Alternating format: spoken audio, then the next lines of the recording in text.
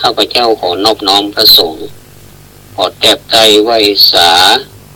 พระเดชพระคุณท่านเจ้าคุณพระเทพปริยัติเจ้าคณะจังหวัดเชียงใหม่ประธานอธิบดีสงฆ์วัดเจ็ดยอดพระอารามหลวงจังหวัดเชียงใหม่พระเถรานุเถระทุกรูปนมัสการท่านผู้อำนวยการสถานีวิทยุคลื่นวัดไฟพระอาจารย์วิสุวัตรที่เคารพนะครับ มาสวัสดี สุมาเตมาสวัสดีเป็นปฐมคือเป็นเตื้อแรกในเวอร์ชันล้านนาเพื่อเป็นกู้เป็นกิมเป็นกำลังใจแก่กันและกันโดยเฉพาะได้มีโอกาสปั่นกันพอกอยกัน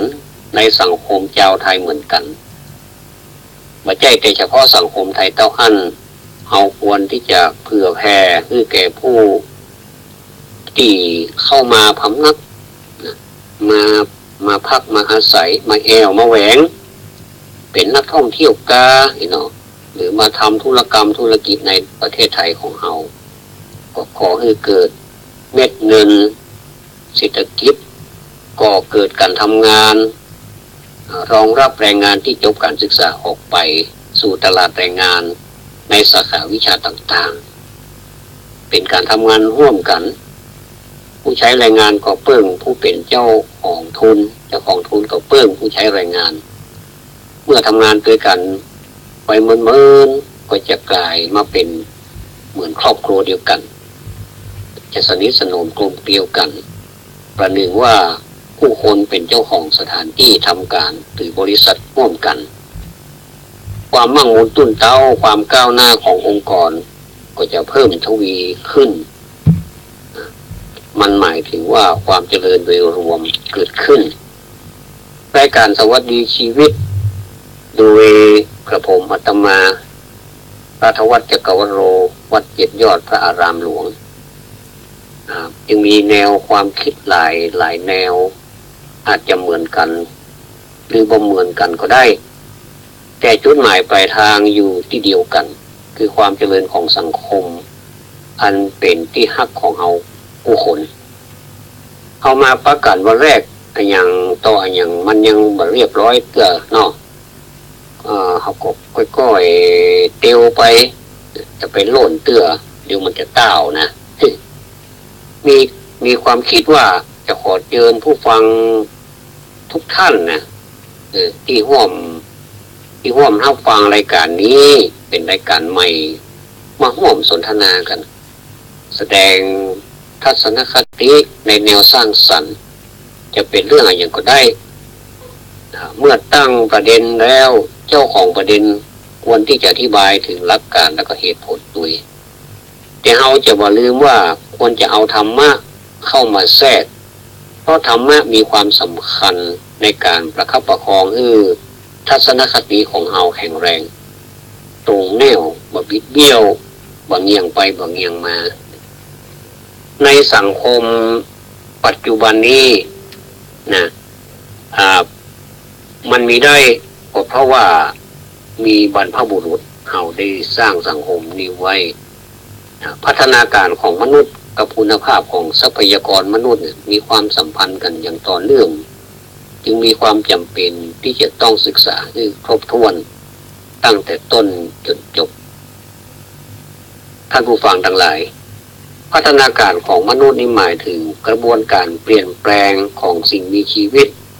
ตั้งแต่เริ่มปฏิสนธิจนกระทั่งจากไปการพัฒนาการนี้จะมองหันได้บัดชัดเจนเหมือนอย่างความสูงหรือน้ำหนักแต่จะประกอบกันขึ้นด้วยการทำหน้าที่ของระบบต่างๆของร่างกายโครงสร้างของพัฒนาการจะสังเกตได้จากการเจริญเติบโตและวุฒิภาวะควบคู่กัน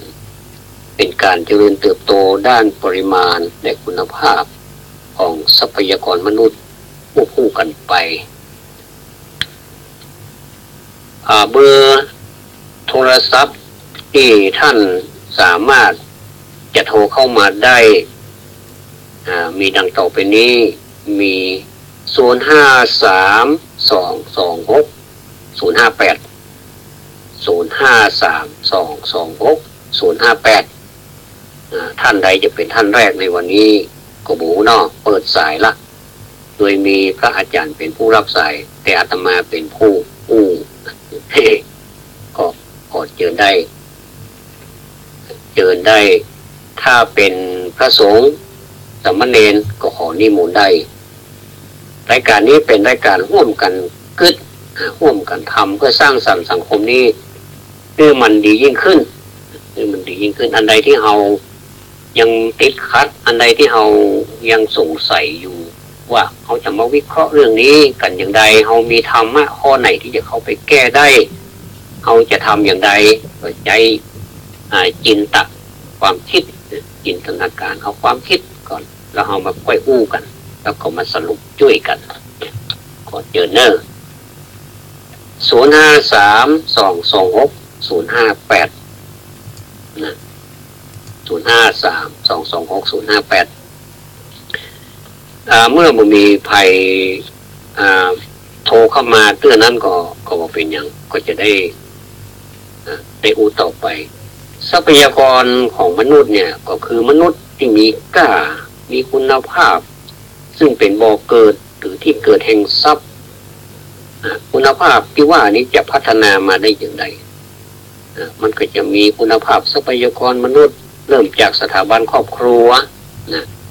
มารดาบิดาสิ่งแวดล้อมในครอบครัวเป็นที่หล่อหลอมคุณค่าหรือคุณภาพของบุตรลูกเขาคนในสมัยก่อนเปิ้นก็เลยอู้ว่ามารดาเป็นครูคนแรกของบุตรซึ่งแน่นอนละก่อนแต่งงานในต่างประเทศนี่นะอย่างเช่นในสหรัฐอเมริกานี่คู่บ่าวสาวนี่จะต้องตรวจสุขภาพจะต้องแข็งแรงปราศจากกามโรคอับสายมาแล้วเนาะสวัสดีสายแรกเนาะสวัสดีชีวิตสายแรกพระเจ้าจากไหนฮะจากบ้านปะก้างจากบ้านปะก้าง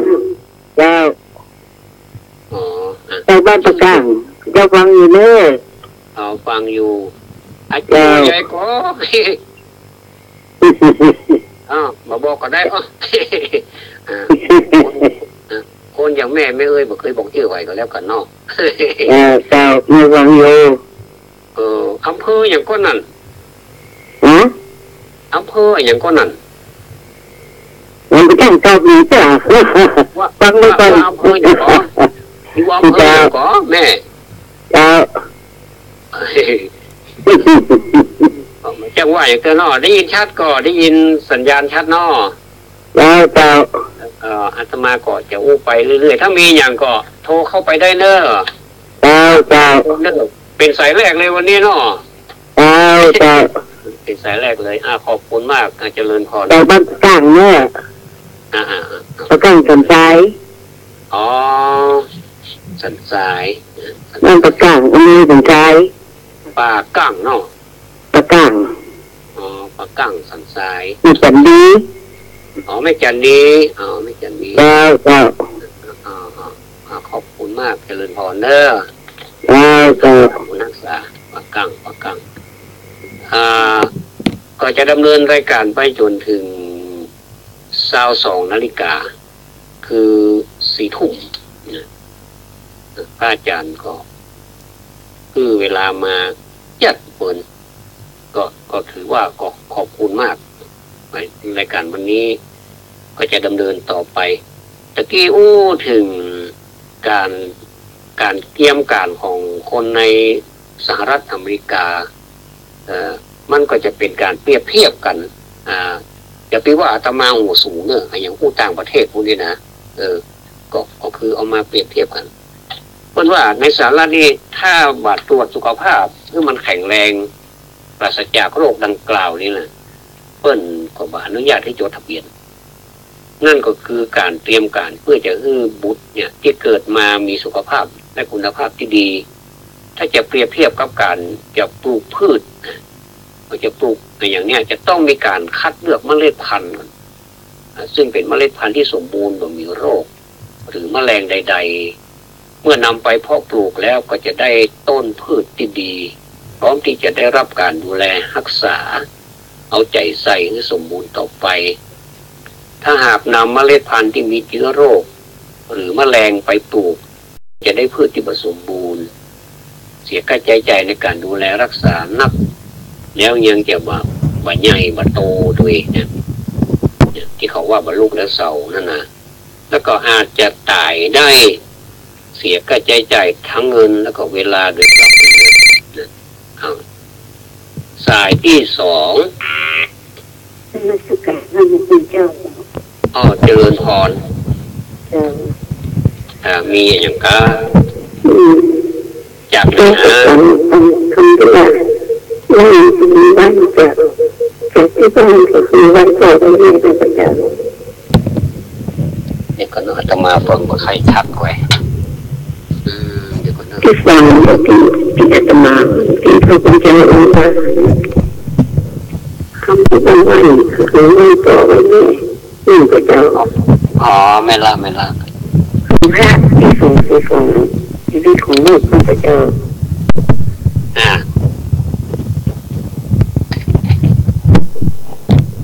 เป็นมาที่จะสอนลูกนี่คือในตัวเราเนี่ยที่สุดคือตัวนี้เป็นครูคนแรกของเราที่อาตมาพูดไปตะกี้เนาะว่านางมารดาคือครูคนแรกของพุทธเนาะเป็นธรรมเนียมที่สวยสดงดงามแล้วก็สง่างามสำหรับคนไทยเขานะซึ่งประเทศอื่นใดๆในโลกนี้จะบอกมีไหวเหมือนเฮาเนาะมันจะทักทายกันการจับมือกันการกอดกันการหอมแก้มกันอันนี้คือต่างประเทศคือจะกอดกันอย่างไรนะอันนี้ก็เป็นของเปิ้ลเนาะแต่ของเฮานี่จะเป็นไหว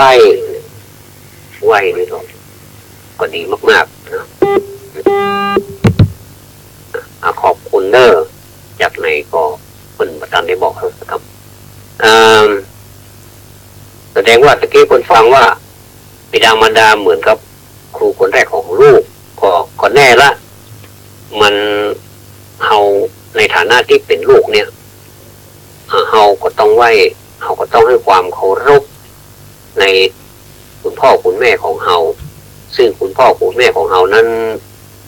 ฮือเลือดเนื้อเชื้อไขฮือมันสมองฮือความเฉลียวฉลาดฮือสติปัญญา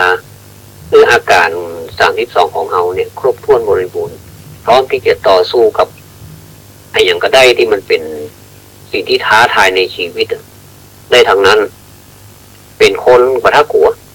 มันต้องตึกอะละมันก็หมกการนะถ้าบักการก็แพ้ก็2อย่างแต่ส่วนใหญ่แล้วถ้าคนสู้ชีวิตนะมันจะยืนอยู่อย่างสง่างามถึงแม้ว่ามันจะเพลียงพล้ำการไปเหียแต่มันก็มีความภูมิใจที่ว่าได้สู้แล้วไม่ใช่ว่าอยู่ก็ยอมการเลยอย่างนี้อันนี้เป็นว่าสง่างามเพราะฉะนั้นเป็นคนเนี่ยนะบอกว่าไผ่ทั้งนั้นจะต้องมีสัญญาจะต้องมีอธิษฐานอยู่ในใจของเขาเนี่ยว่าเขาเป็นคนมาล่างเตื้อเนี่ยเขาจะต้องต่อสู้กับชีวิตเนอะบอกว่าอย่างจะเกิดขึ้นในส่วนประกอบของร่างกายสำหรับขออภัยเนอะสำหรับคนพิการก็เนี่ยเขาพอคนพิการเพิ่งอย่างสู้นะสมมติถ้าคนตาบอดโรงเรียนสอนคนตาบอดนี่สอนคนรุ่นแล้วรุ่นเล่าเนี่ยสามารถเชื่อเขาเหล่านั้นออกไปประกอบอาชีพได้เป็นนักร้องก็เป็นนักร้องที่ดีนะเป็นนักร้องที่ดีอย่างถ้าไผ่ดูรายการของคุณหมิง100 เสียงนะไปประกวดโอ้เสียดายถ้าเปิ้นบาโดนชิงเนี่ยก่อนนี่6 เตื้อกันนะถ้าเข้า10 เตื้อนี่เปิ้นจะได้คว้าเงินล้านไปละได้คว้าเงินล้านพอดีมีคนที่เป็นห้องดีกว่าเข้ามากรรมการก็เลยตัดสินคือแกแพ้ไปคนอื่นก็ชนะไป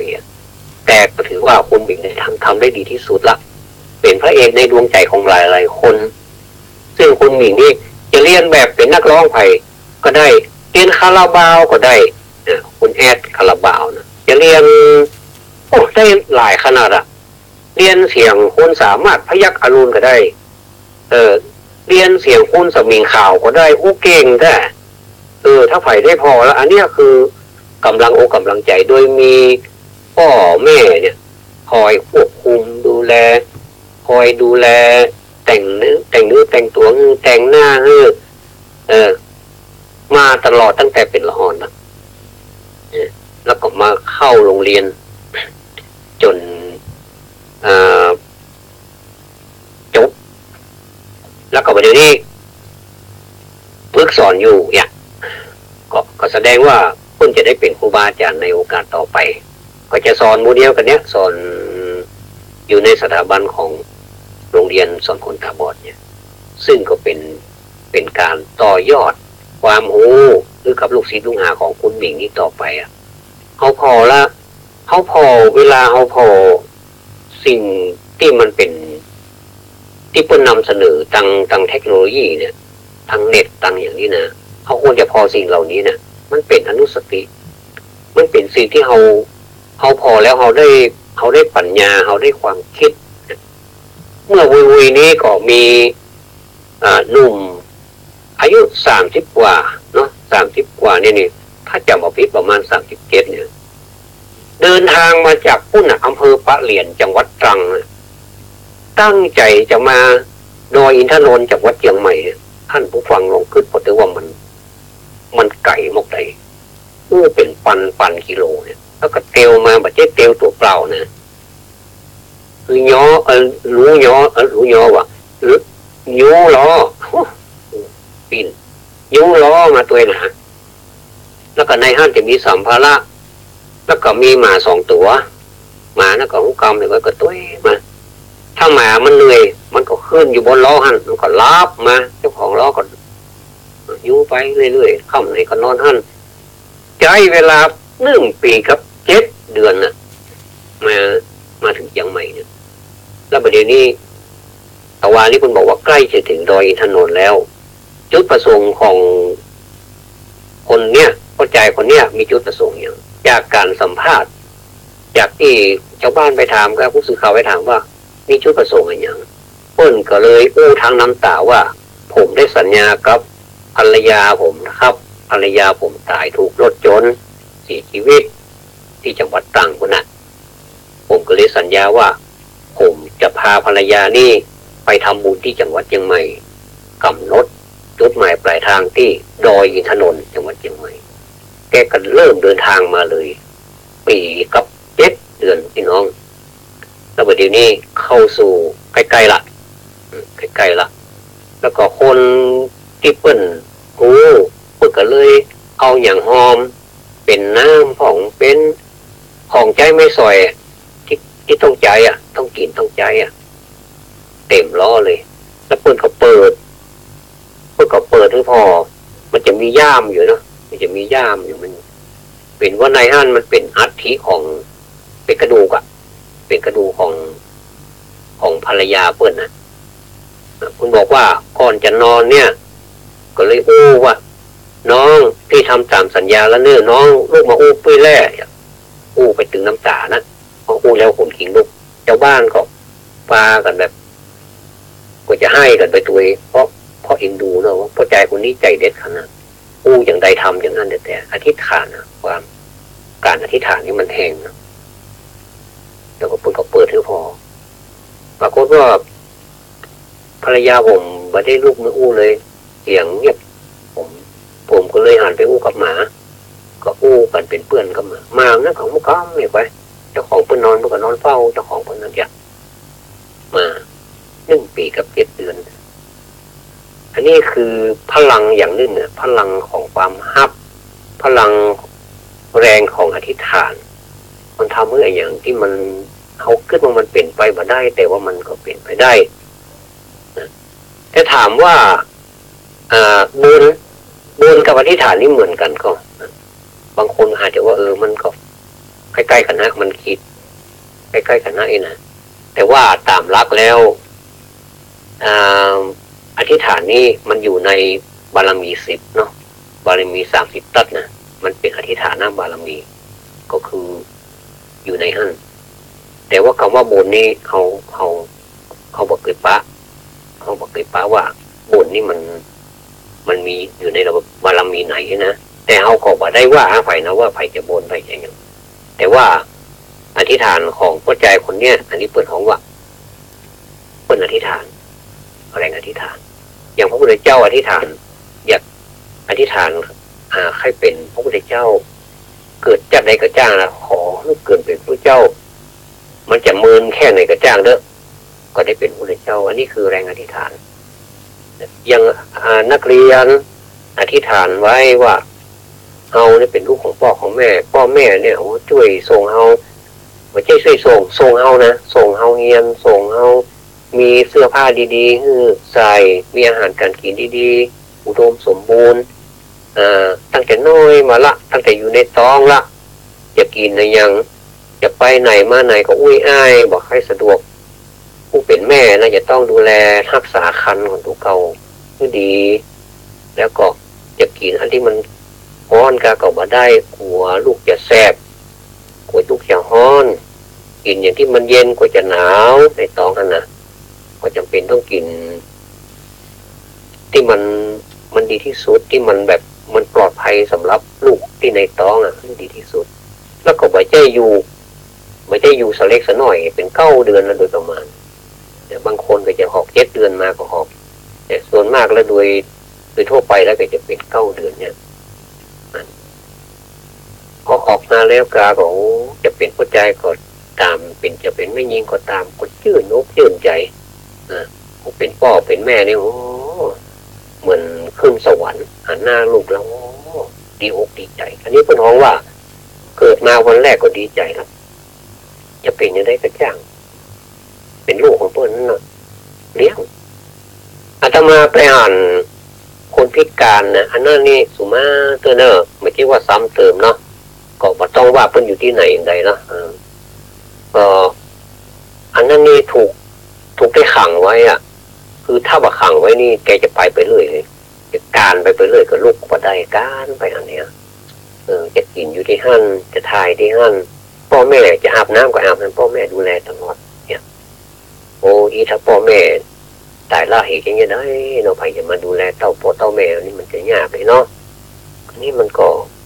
พ่อแม่ก็ไม่ได้รังเกียจว่าลูกเป็นอีกก็พร้อมที่จะบอกว่าอันนี้คือลูกไม่ได้บอกว่าคนนี้เป็นคนอื่นไม่ได้ว่าอันนี้คือน้ำใจของพ่อแม่ที่สุดแต่อย่างคุณโยมที่โทรมาตะกี้นะถูกต้องเนอะเอาบอกไหว้พ่อแม่เราจะไหว้ไผ่นะ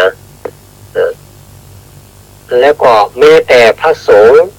ที่เข้ามาบวชพระภิกษุเนี่ย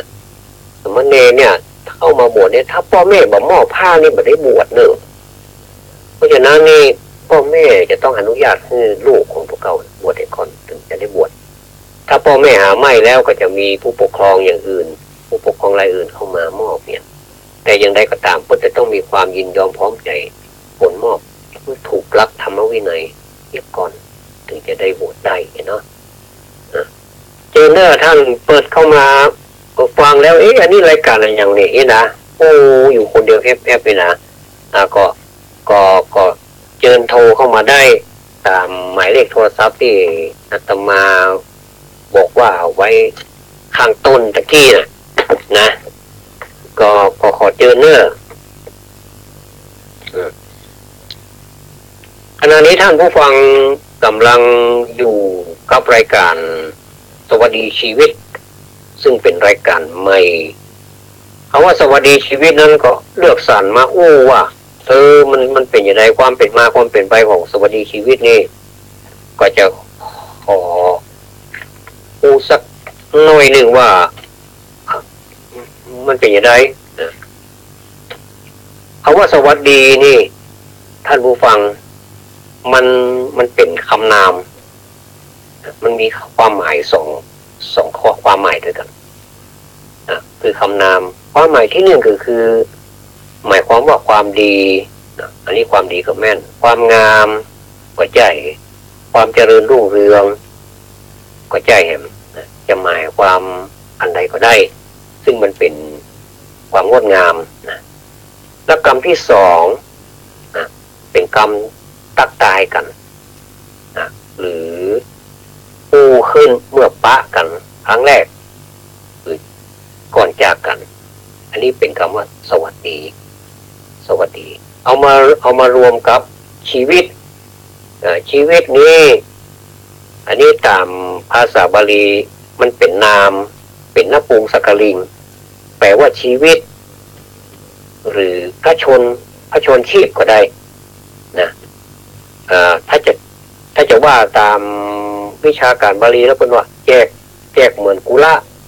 เช่นปฐมาวิภัตเอกวัจนะนี่เป็นว่าชีวิตตังอันว่าชีวิตนี่นะเพราะว่ากุละนี่มันแจกกุลังนี่อันนี้ชีวิตตังอันว่าชีวิตก็เหมือนกันเราไปเทียบกันนะอันว่าพระชนชีพเนี่ยนะ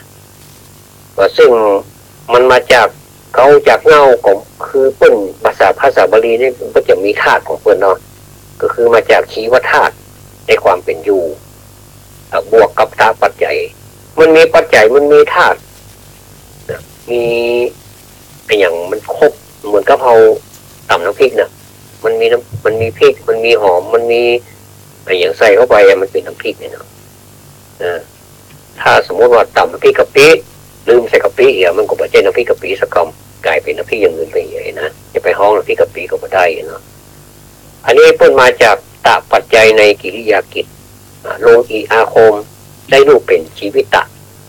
แปลทับศัพท์ว่าชีวิตเหมือนเท่าแปลพระพุทธเจ้าพุทโธพระพุทธเจ้าเนี่ยปุ้นเราแปลเป็นอย่างอื่นนะแปลทับศัพท์ไปเลยพุทโธ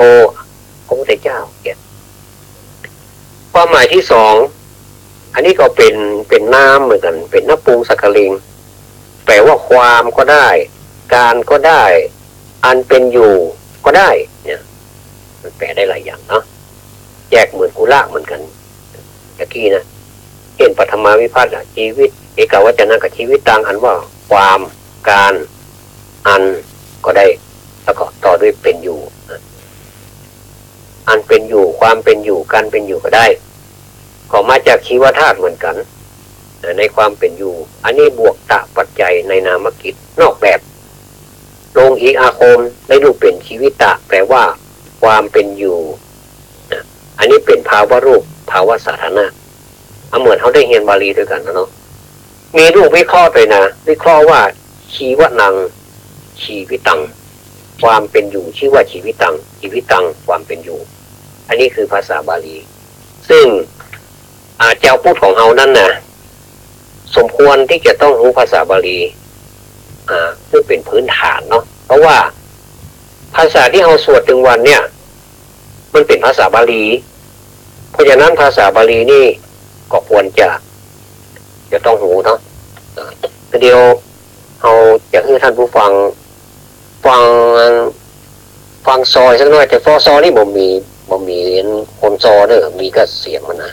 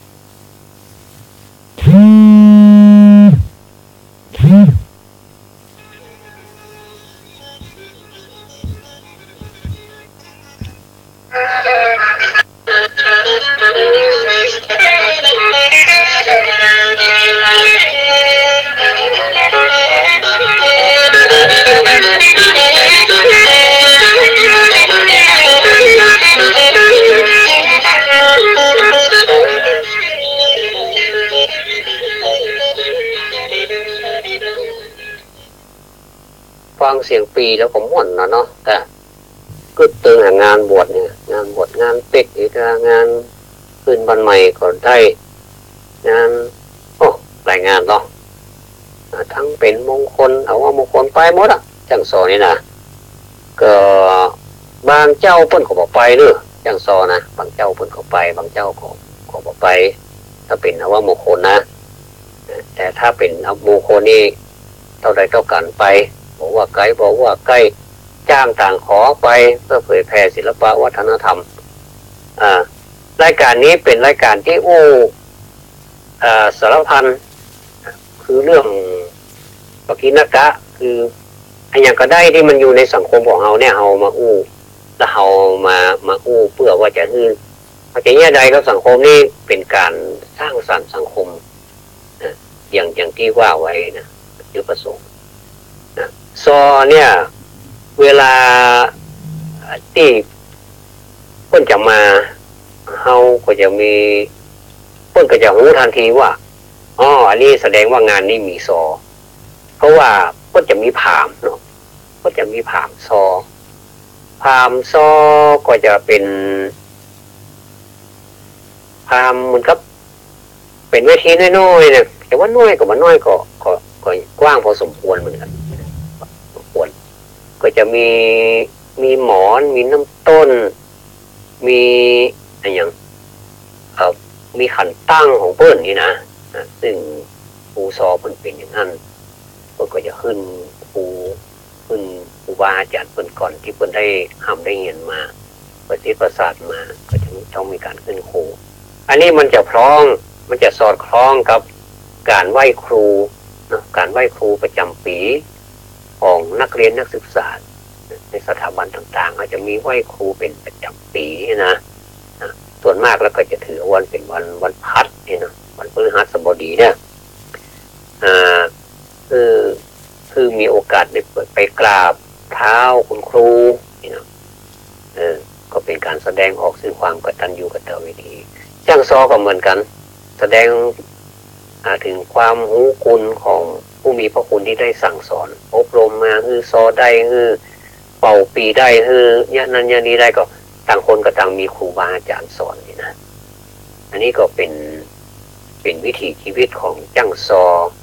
สำหรับการซอนั้นก็จะซอแล้วแต่ว่าเจ้าภาพเพิ่นต้องการอย่างใดส่วนมากละถ้าไปงานสมมติว่างานเป๊กเนาะเพิ่นก็จะเอาประวัติของคนที่จะเป๊กนะเป๊กนี่หมายถึงอุปสมบทเนาะบวชนี่หมายถึงบรรพชาเป็นสามเณรเพราะบ้านเฮานี่ห้องบ่เหมือนกับภาคกลางเพิ่นคือเป๊กนี่หมายถึงเป๊กคือเจ้าบวชนี่เป็นบวชสามเณรเนาะก็คนก็จะเอาไปห้ามแล้วก็มีการเป็นข้าวเนี่ยใส่ข้าวยังอันนี้ขอของน้ำได้เนาะก็เป็นอย่างพิษเนาะยังแม่บัวซอนเมืองเป้าเนี่ยคนจะมาเล่าข้าวพ่อคุณแม่นะโอ้เป็นนิมนต์น้ำตาอยู่อาเดนเนอร์เสียงก็สมมุติเนาะแล้วก็กรรมเปิ้นในหั่นมันมีความไพเราะมีความหมายถึงพระคุณของพ่อของแม่โดยเฉพาะแม่เนี่ยอุ้มท้องเฮามาเกิดเฮามาอย่างที่อูกี้นะ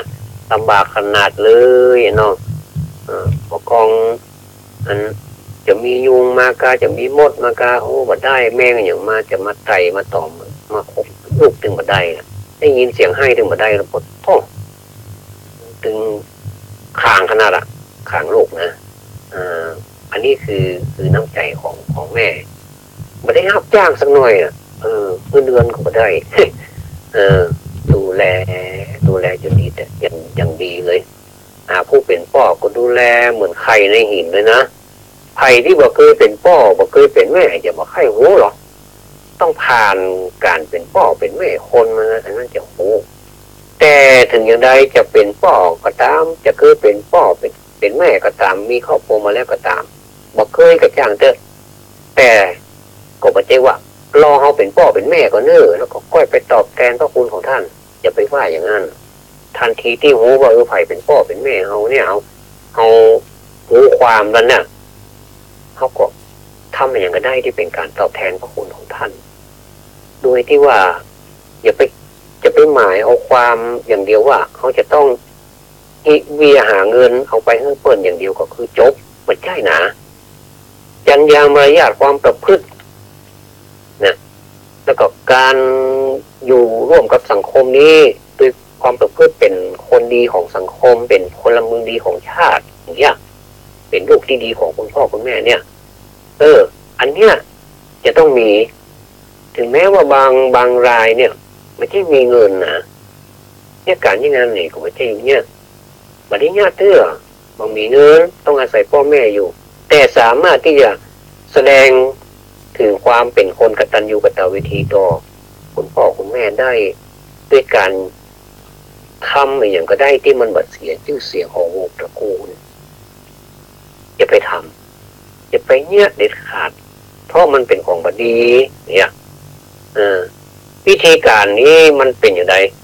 วิธีการถ้าสมมติว่าเฮาอยู่แบบโลกภายนอกเนี่ยถึงวันเนี่ยอันนี้มินเมเพราะสิ่งแวดล้อมต่างๆน่ะมันกระตุ้นมันทำให้เฮานี่ขาดความประมาทไปมันมีแต่ความประมาทก็คือมันม่วนมันสำราญมันเกิดความฮึกเหิมมันเกิดแบบอายตนะทั้งหลายเนี่ยมันเปิดฮับหมดเลยอย่างตาก็ฮับรูปหูก็ฮับเสียงลิ้นก็ฮับกลิ่นอย่างเงี้ยกลิ่นต่างๆจมูกก็ฮับกลิ่นนี่เนาะลิ้นก็รับรสนี่เนาะที่อู้ไปขออภัยถึงเนื้อผิดไปแล้วก็สิ่งต่างๆเราเนี่ยมันเร้าอยู่มันเร้ามันปลุกเร้าเราทุกวันแล้วก็ทุกเวลาถ้าเราไปอยู่ใกล้สิ่งเหล่านี้มันเราก็จะกลายเป็นสิ่งเหล่านี้ไปอย่างโดยที่ว่ามันปาเราไปโดยที่เราบ่รู้ตัวแล้วเราก็มาได้นึกถึงหลักการปฏิบัติอย่างว่าสิ่งเหล่านี้มันเป็นเพียงแต่ความรื่นเริงบันเทิงใจชั่วครั้งชั่วคราวทั้งอันบ่ได้แต่ก็บ่ได้หมายความว่าเบอร์เอลเนี่ยบัดใจเบอร์คบเพื่อนฝูงก็บัดใจใครจะเอลก็เอลเตอร์แต่ของมันพอดีเมื่อไปแล้วก็หูจักปิกนะมันจะว่าโอ้ไปรวดวันรวดคืนกินจนหูจักอย่างอันนี้ปิกบ้านมาจ้างอย่างนี้นะใจนะกำไปขี่รถไปแต่ขับรถเครื่องไปเป็นยังไว้หรอก็มาจุ่มรถเครื่องปิกทั้งปีน้ำมันแต่มันขี่บ่ได้มันจะโก้นแล้วมันจุ่มมาถึงบ้านได้เลยมันก็เข็ดมันตะแกเนาะบางคนก็เอารถถีบไปปั่นรถถีบไปอย่างดีกำปิกมาปั่นมาได้ละต้องจุ่มปิกมาบางคนเอารถจอดแล้วฮะรถนอนเฝ้ารถเลยมาไม่ได้ละมันยุบเนี่ยก็มีอย่างนี้นะเขาของอาหารในสังคมนี้มาแจ้ยังเป็นห่วงเป็นห่วงเขาลองมาคือเพราะว่าเขาลองวางระเบียบของเขาให้ดีๆแล้วว่าแน่นอนในสังคมนี้มันมีเพื่อนมันมีฝูงอยู่มันห้ามกันมาได้เรื่องเพื่อนฝูงเรื่องสังคมนี่มันห้ามกันมาได้มีเตอร์บอกเป็นอย่างแต่ว่าขอให้มันพอดีขอให้หูจักว่าความพอดีพ้องแล้วก็หูจักว่ามีสตินะสัพพัญญะคือเอาธรรมะเขาไปแทรกนะทุกที่ทุกทางสามารถเขาไปแทรกได้เตือนตัวเก่าว่าเดี๋ยวนี้ถึงเวลาที่จะปีกแล้วเนอะอย่าเอาก็ปีกเนี่ยมันก็มีอย่างเกิดขึ้นแต่ถ้าเขาอยู่เมื่อวันรุ่งคืนน่ะกระเดียวบ้านแตกสาแหลกขาดล่ะลูกเมียอยู่ทั้งบ้านก็รอกินข้าวเมื่อใดป้องจะมาเนี่ยลูกก็ไม่ยอมกินข้าวป้ออันแม่ก็ไม่ยอมกินข้าวคืนวานป้อจะมาไหนได้กลายเป็นว่าป้อมาสักกำอย่าก็เลยอดเข้าถึงแม่ถึงหลวงปลากันรับถึงย่อถึงหยาบไปอันอย่าเป็นที่ดูเขานะบางบ้านเป็นอันแต่หรอเป็นซื่อสัตย์ต่อสามีนะภรรยาเป็นซื่อสัตย์ต่อสามีรออย่างแกงก็มีทั้งอันละข้าวก็มีทั้งอันอะไรได้ถ้ากินก็กินให้มันอิ่มเหมือนกันถ้าบ่ได้กินก็บ่ได้กินเหมือนกันเนี่ยก็คือครอบครัวนั้นเป็นครอบครัวที่ฮักกันระหว่างพ่อแม่ลูกก็จะกินข้าวพร้อมกันเนี่ยถ้าพ่อมึงมานะแม่มึงก็ถึงได้กินนั่นลูกเด้อใจลูกมันกินลูกกินแล้วลูกก็มันได้ถ้าพ่อแม่บอกกินถึงมันยอมจีเลยจนเข้าแห้งคำจีน่ะข้ามวันข้ามคืนไปเนี่ยเป็นข้ามวันข้ามคืนอันนี้คือสังคมที่มันเกิดในปัจจุบันแม้แต่ในอดีตก็เกิดมาแล้วก็ในปัจจุบันนี้ก็คิดว่าคงจะหลงเหลืออยู่ถ้ามาอันนี้สังคมจะวุ่นวายเขาจะมาช่วยกันแก้ไขในจุดนี้ได้อย่างไรก็มูเฮาเนี่ยช่วยกันนะเพราะเป็นลูกหลานของเฮาเป็นสมาชิกในสังคมท่านอย่าไปพอเป็นคนอื่นนะเป็นสมาชิกในสังคมที่เฮาควรจะให้ความเมตตาเฮามีโอกาสเขาก็อย่างเตือนสติเขาก็ได้ให้โอกาสเขาก็ได้ยังก็ได้ ที่ทำให้เขาเกิดความรู้เกิดความรู้สึกเกิดสติความรู้ผิดชั่วดีมันเป็นอย่างนี้นะวันหลังนะคนเขาจะมาขอบคุณตรงนั้นทั้งที่เรานี่มันต้องการความขอบคุณนะมันต้องการอย่าว่าขอให้มันดีเด้ออีกนะสังคมขาดสิ่งนี้ไปแล้วก็ตั้งแต่เดี๋ยวก่อนจะบอกเบอร์โทรศัพท์ก่อนเนาะอาจจะลืมกันไปก็ได้เนอะรายการนี้ชื่อว่ารายการสวัสดีชีวิตเนอะเป็นรายการใหม่วันนี้ในการอนุเคราะห์ของท่านผู้อำนวยการสถานีวิทยุวัดฝ่ายหินนะ053-226-058ท่านผู้ใดที่อยากจะแสดงทัศนคติท่านอาจจะอู้ถึงความประทับใจก็นะยกตัวอย่างเช่นท่านไปหาหมอที่โรงยาอยู่นี้เนาะโรงยาเพิ่นก็บริการคุณหมอก็ดีพยาบาลก็ดีเจ้าหน้าที่เพิ่นก็บริการเพิ่นมีระเบียบอย่างนี้เนี่ยโดยที่ว่ายิ้มแย้มแจ่มใสบ่เคยด่าคนไข้นะก็คือเข้าไปห้างแล้วมันมีความรู้สึกว่าอบอุ่นนี้นะเหมือนเป็นคนในครอบครัวเดียวกันเนี่ยก็สามารถอธิบายความในใจได้หรืออย่างอื่นอาจจะเป็นเรื่องการฟังธรรมในวัดเขาไปฟังแล้วมันได้อย่างอันนี้ยกตัวอย่างเนาะหรือไม่ก็อย่างก็ได้ที่ท่านประสบมานะก็ขอเจอเนอ053-226-058เนาะ053-226-058ถ้าบ่มีท่านผู้ใดโทรมาเตื้อก็จะได้พูดกันต่อไปนะ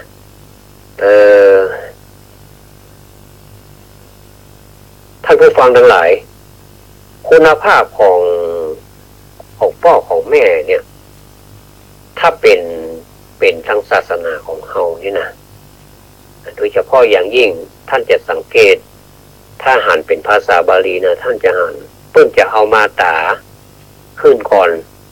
ปิตาก็คือมาตาปิตุอุปทานังนะเอธัมมังคลมุตตัมมังอันนี้ก็เหมือนกัน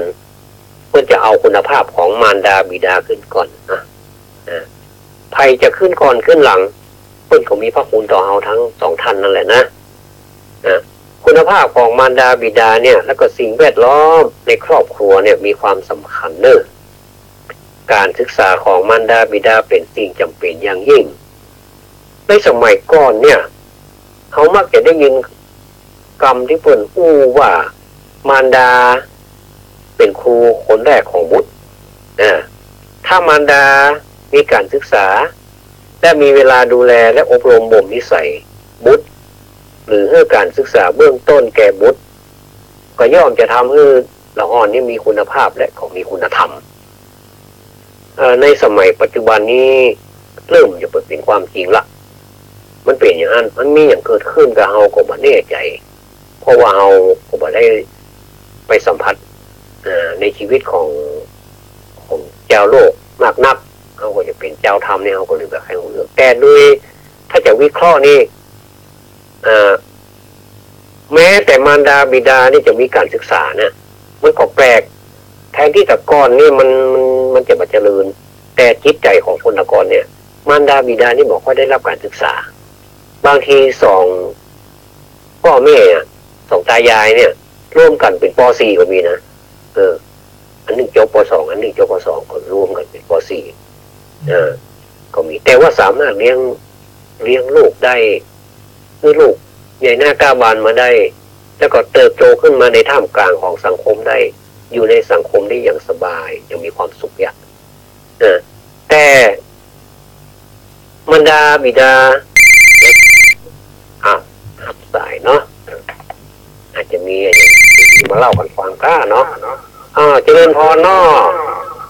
เจริญพรอันนี้มันนักการท่านเจริญพรจากที่ไหนจากแม่ริมดอนใจแม่ริมดอนใจชัดเจนของแม่อย่างเจ้า สียงชัดเจนเนาะเจ้าเสียงชัดเจนนิ่มโดนใจโดนใจใจบ้านดอนอันที่เฮาที่ตรงกันข้ามกับตาไคร้นะมันก่อลายของมันก่อเจ้าอันนี้เสียงเหมือนอันหนุ่มชัยประการนะแม่นก่อนใช่จ้ะเอาเปผ้าไปกันเนาะเสียงเหมือนกะมันเสียงอาจจะเหมือนกันก็ได้นะแม่เสียงอาจจะเหมือนกันก็ได้ก้าเสียงเหมือนแล้ววันนั้นแม่ฟังธรรมะขายเขียดนะกองกะเสียงเหมือนอันหนุ่มชัยประการแม่จะอู้อย่างพ่องกาเดินอู้ได้เนอะรายการนี้ไม่ถึง4 ทุ่มนอก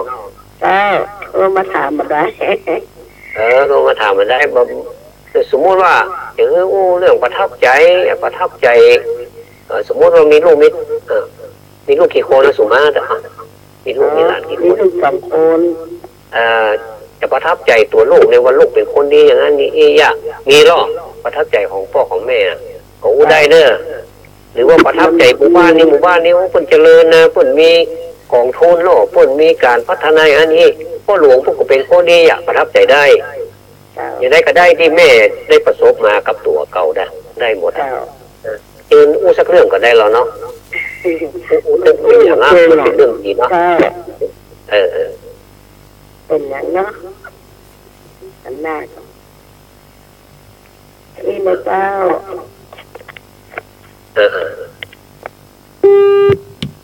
เป็นอย่างนอกเพื่อนอาจจะอยากจะอู้เตือนเนาะคือว่าอย่างนี้นะท่านผู้ฟังทั้งหลายก็คือว่าการที่เราจะอู้ถึงบุคคลอื่นนี่นะถือว่าถือว่าเป็นการละเมิดเนาะละเมิดสิทธิส่วนบุคคลเป็นการประกาศคุณความดีของเพื่อนนะถ้าเอาแบบประกาศชื่อของเพื่อนเลยเขาก็บอกว่าเป็นองค์กรก็ได้เป็นหมู่บ้านก็ได้เป็นโรงยาก็ได้อย่างโรงยาสวนดอกเนี่ยก็หมายถึงคุณหมอคุณพยาบาลเจ้าหน้าที่บริการเนี่ยก็ได้ถึงโรงพยาบาลเขาก็บอกต้องไปว่าก็ได้นะถ้าเขากลัวว่าเพิ่นจะว่าว่าเอาคิวมันไปออกนะซึ่งการทำคุณงามความดีเนี่ยเป็นที่ประทับใจเนี่ยออกชื่อนี่นะอาตมาว่าบอกผิดถ้าเจ้าตัวเพิ่นได้ยินเพิ่นจะภูมิใจแห่งซ้ำเพิ่นจะภูมิใจในตัวเพิ่นว่าโอ้เพิ่นเอาเฮาไปประกาศออกชื่อแล้วเฮาไม่ได้ด่าเพิ่นหรอเฮาไม่ได้ว่าเพิ่นในทางที่บ่ดีแต่ว่าเฮาไปขอบคุณเพิ่นน่ะก็หมายความว่ารายการนี้เป็นรายการที่ว่าเฮาสวัสดีชีวิตเพิ่นนี่เด้อเนาะเป็นการประกาศถึงคุณงามความดีของเพิ่นได้ดูแลเฮารักษาเฮาอย่างอาตมานี่ก็นัดหมอเนี่ยบ่ใช่หมอนัดกะหมอนัดเป็น6 เดือนกะแต่ก่อนนี้ทีกะแล้วเดี๋ยวนี้ห่างไปทีไปทีห่างไปโอ้หมออาตมานี่นะสุดยอดเลยแล้วก็พยาบาลที่เฮาไปเนี่ยบอกกองเพิ่นหันหน้าเฮานี่เพิ่นจะยิ้มแย้มแจ่มใสบ่มีหน้าบูดหน้าเบิ่งนี่ทั้งที่คนที่ไปรับบริการเนี่ยโหอย่างปล่อยหลวง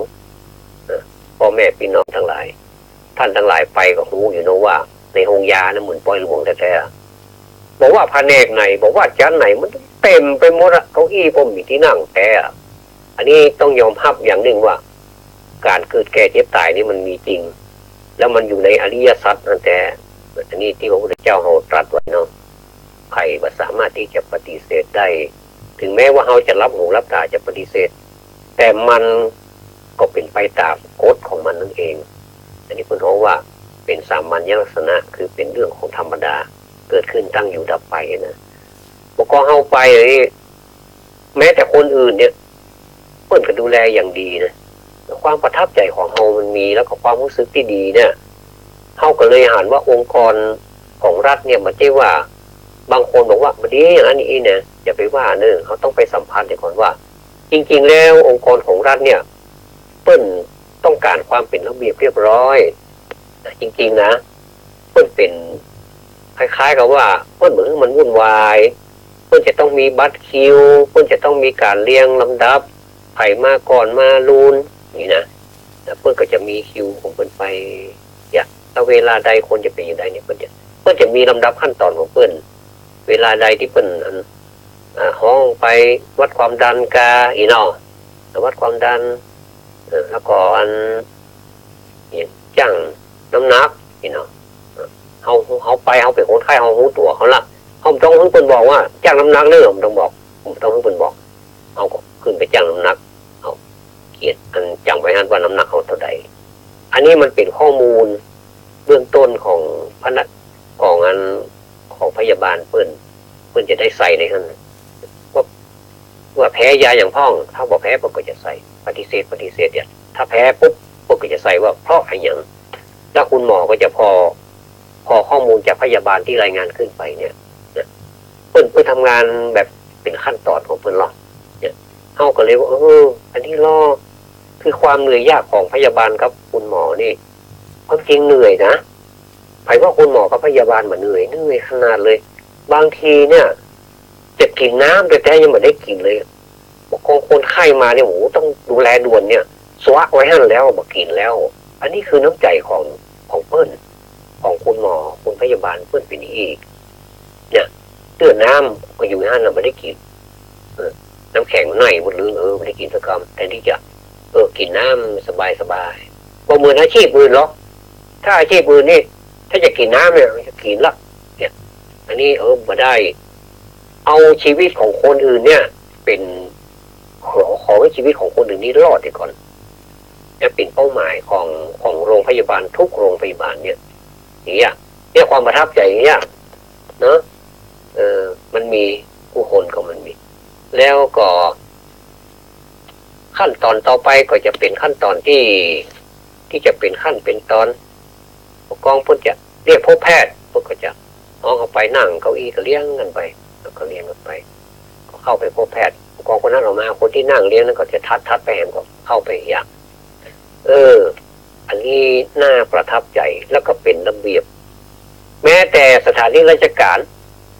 สถานที่เอาไปราชการก็จ้างเอกชนก็จ้างอันเดียวเนี่ยเปิ้นก็มีมาเมินแล้วเหมือนกันระบบของการเข้าคิวนี่นะไปรษณีย์นี่เนาะไปรษณีย์นี่ก็เป็นพูดท้องว่าเป็นสื่ออย่างหนึ่งที่นำเอาสิ่งของหรือว่าสื่อสารแห่งฝ่ายหนึ่งเนี่ยไปแห่งฝ่ายหนึ่งโดยสวัสดิภาพโดยที่ว่าทันท่วงทีถึงจุดหมายปลายทางโดยสวัสดิภาพบ่ตกหล่นบ่มันเสียหายถ้าเสียหายมาก็ต้องอธิบายให้คนฟังได้ท่านผู้ฟังทั้งหลายคนที่บ่เคยอยู่ไปรษณีย์นี่จะบอกรู้นะว่าไปรษณีย์นี่เป็นยังไงบางทีน่าเอ็นดูขนาดเลยพี่น้องฝนตกเนาะฝนตกซิบางทีก็บ่ใช่ซิตกหนาเม็ดขนาดอะไปรษณีย์มันยอมหยุดเนอะใส่เสื้อกันฝนเนี่ยสองข้างนี่ก็เต็มไปด้วยพัสดุจดหมายแล้วสิ่งพิมพ์ของเรายิ่งอย่างที่มันเข้ามานักช่วงที่มีใบแจ้งหนี้โทรศัพท์กาอย่างกายป้าไฟฟ้ากันอยู่เนี่ยเป็นต้นนี่นะหรือว่าช่วงบอลโลกนี่พวกต้องเหนื่อยกันขนาดอันนี้นี่มันกองยังม่อนดอยนี่นะแต่ก็บอลโลกนี่ก็แล้วไปละก็ถือว่าคุ้มค่าของเพื่อนละเถอะก็มีรายได้แต่ว่าการปฏิบัติหน้าที่ตามปกติเนี่ยไปรษณีย์เนี่ยจะต้องไปถึงจุดหมายปลายทางให้เปิ้นได้ตันรับข่าวสารของเปิ้นเพื่อเป็นจดหมายสมัครงานอย่างเงี้ยบางทีเปิ้นไม่ได้ลงทะเบียนมาสักกำเปิ้นก็ส่งมาเมินนะเปิ้นคิดว่าสมมติว่าจะส่งมาปลายทางมันไกลอาจจะส่งมาเนิ่นๆหน่อยเนาะแต่ทีนี้จดหมายฉบับนั้นน่ะจะต้องมาถึงมือของผู้รับหน้าบ้านเลขที่นั้นแต่ทั้งนี้ทั้งนั้นน่ะบางทีมันก็มีความบกพร่องที่ต้นทางเหมือนกันเช่นต้นทางเขียนว่าชัดหรือว่าเขียนที่ผิดเนี่ยสมมติว่าบ้านเลขที่เปิ้น112เปิ้นไปใส่211อย่างเงี้ย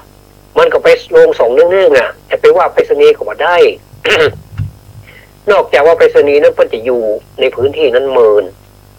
เพิ่นว่าชื่อนี้มันบ่ใช่211เลยเนี่ยมันเป็น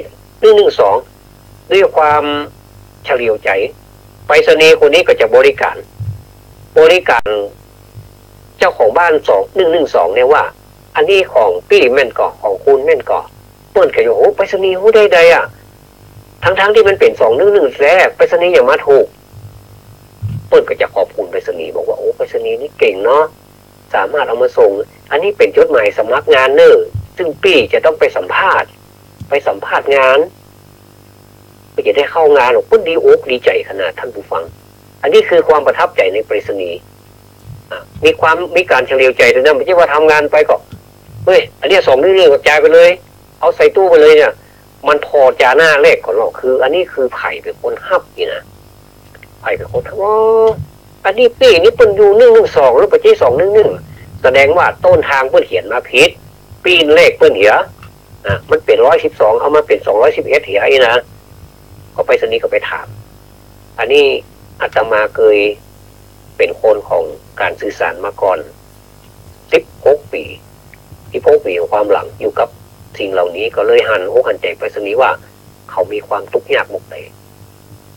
ฝนตกไม่ได้หยุดแดดออกจ้าขนาดแดดร้อนแดดร้อนเหมือนจะไหม้นี่ก็ต้องไปพวกกันนอกก็ไปช่วยอย่างได้นักต่อใดเพียงแต่ว่ากันอุบัติเหตุอย่างอื่นนะแต่ว่าถ้าอยู่ในหมวกกันนอกมือเนี่ยท่านผู้ฟังทั้งหลายเขาถอดออกมาเถอะพอมันจืดเลยอ่ะมันถึงล้อมจะเลาะนะเอาหมูจะว่าเตะอย่างดีนะแต่ก่อนเขาถึงว่าเตะเขาถึงว่าเขาก็ไข้หัวอย่างมันเป็นอย่างนั้นแต่ไอ้นะหิวก็ไม่ได้กินเตือกไปปะเปิ้นปะเจ้าบ้านเปิ้นใจดีเขาเปิ้นเลี้ยงไว้เปิ้นว่าเข้ามากินข้าวไอ้ก้อนหันไปสนีหน้าเศร้าหน้าเวาถ้าจะหิวข้าวจะเป็นโรมเนอะจะไปฟังมันมากินข้าวไอ้ก้อนเปิ้นเลี้ยงเขาเลี้ยงก๋วยเตี๋ยวเลี้ยงอะไรอย่างก็เลี้ยงไปอ่ะเขาเลยกลายเป็นลูกเป็นหลานของเจ้าบ้านไปอ่ะก็เลยเป็นอันหนึ่งอันเดียวกันเวลาเปิ้นมีเงินมีทองอย่างที่เปิ้นจะฝากไปเสียค่าน้ำเนอะค่าไฟฟ้าเนอะค่านั่นค่านี่ค่าอย่างนี้นะเอาฝากไปถึงมันจะน้อยๆนะ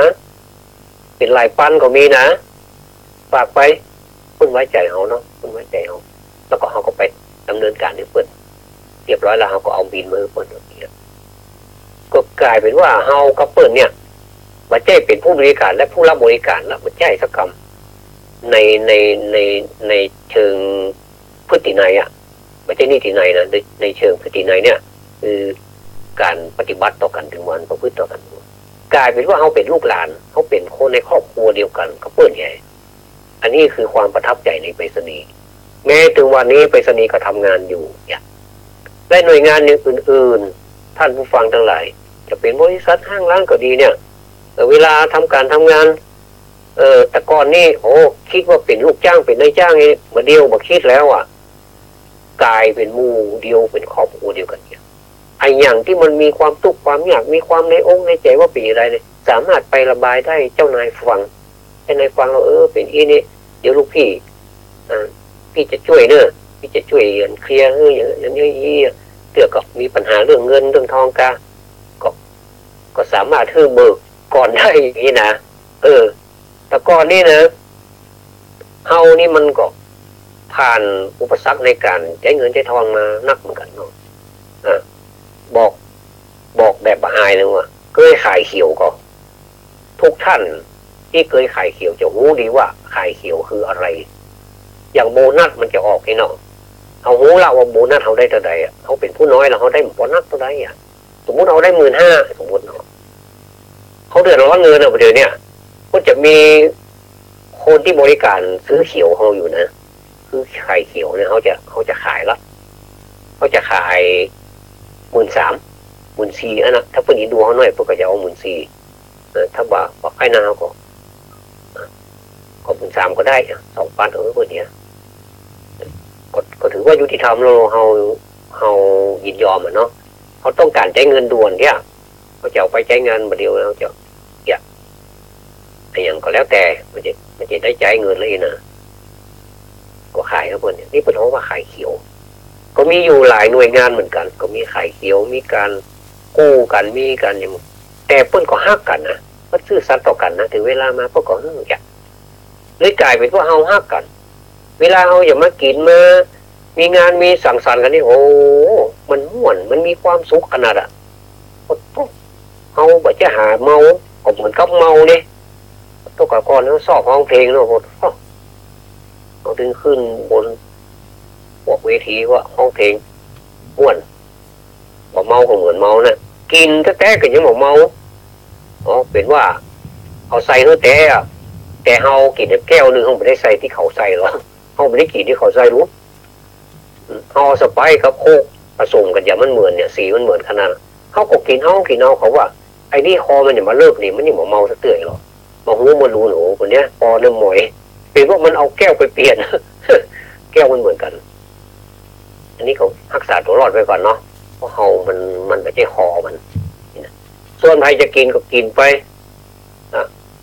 วันเกษียณนิกาเนี่ยเฮาพอเฮาอะไรอาวรกันคือเหมือนกับว่าเฮาขาดอย่างไปอย่างไรว่าเฮาเคยหันหน้ากันหรือว่าเนี่ยพอถึงเกษียณมานี่เฮาจะขาดไปอย่างหนึ่งละก็คือ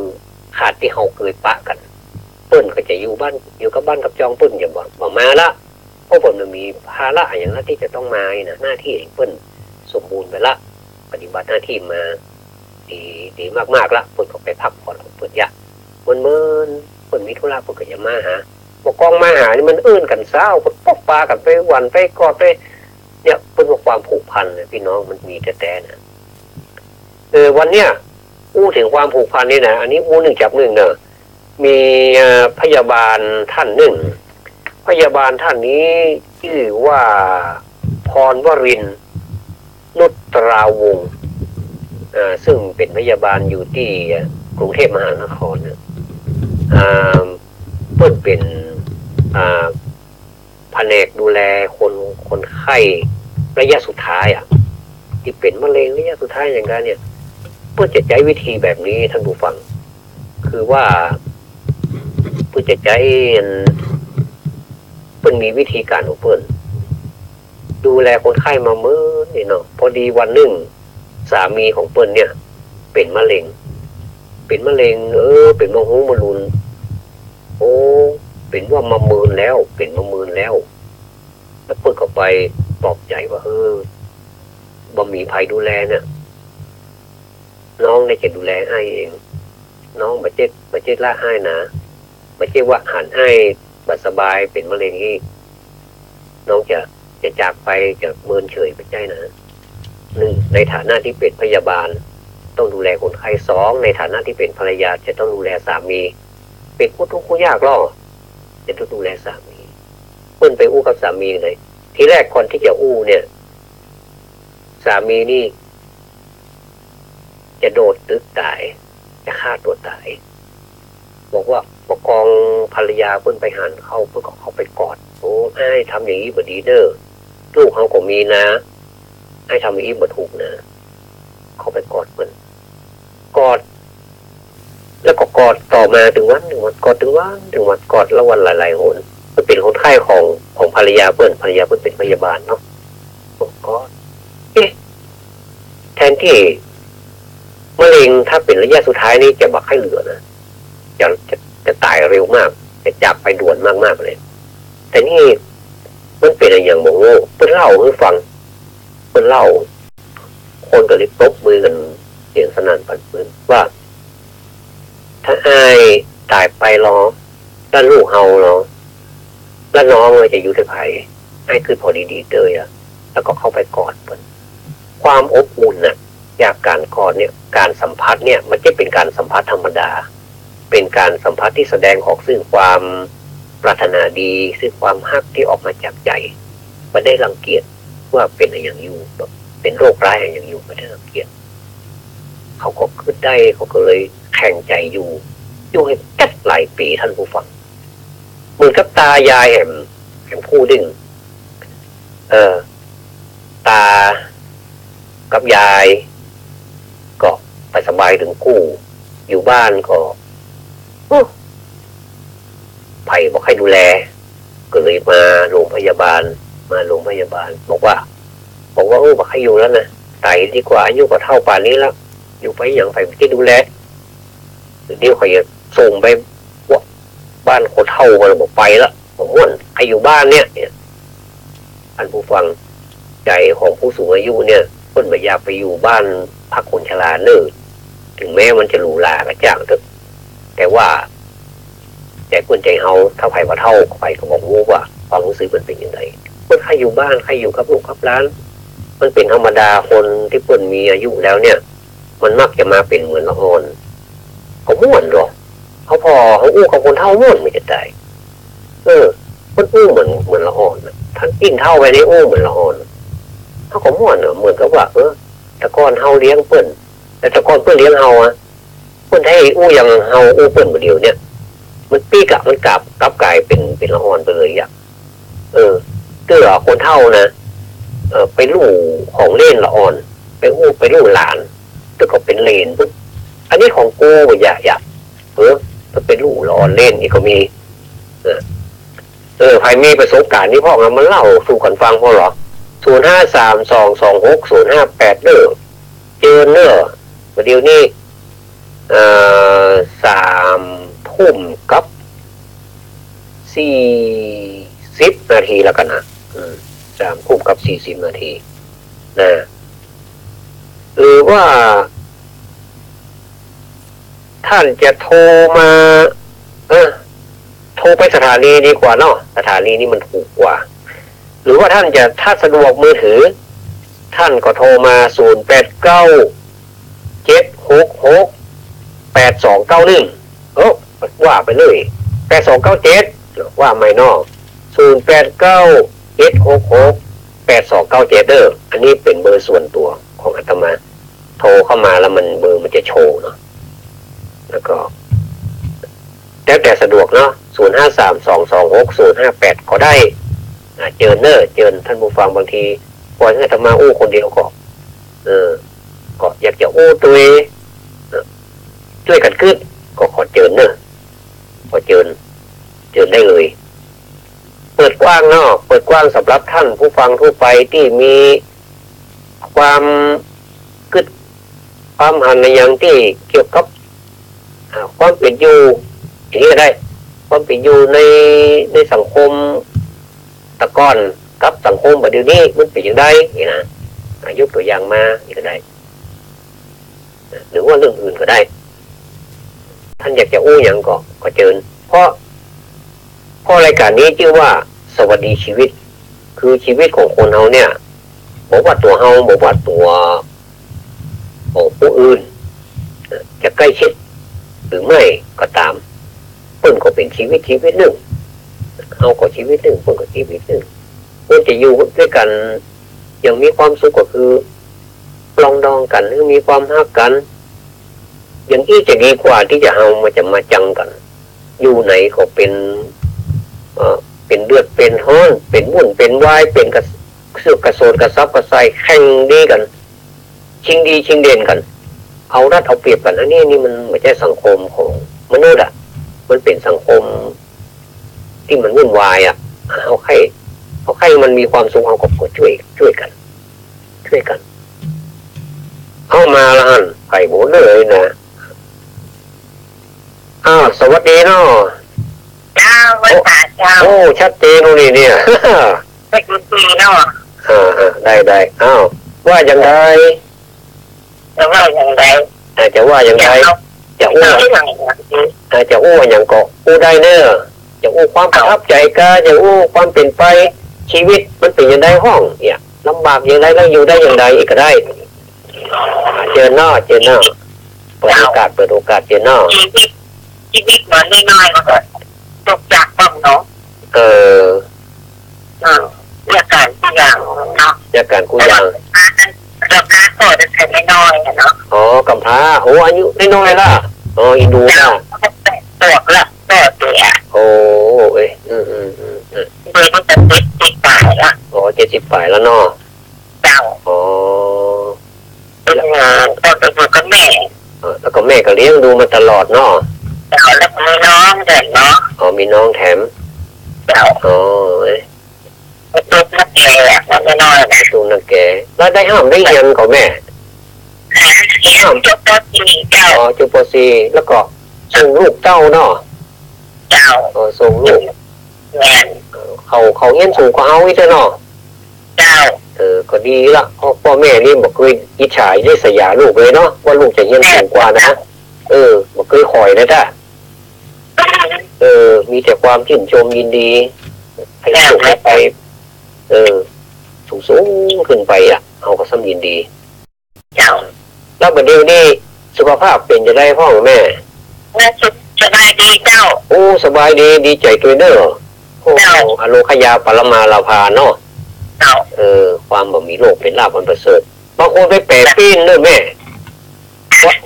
ควายบ่มีลาภเป็นโรคอันประเสริฐควายบ่มีโรคเป็นลาภอันประเสริฐบอกไปว่าอย่างนั้นเลย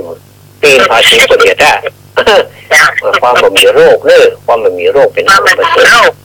แม่นแม่นละแล้วถึงวันนี้ยั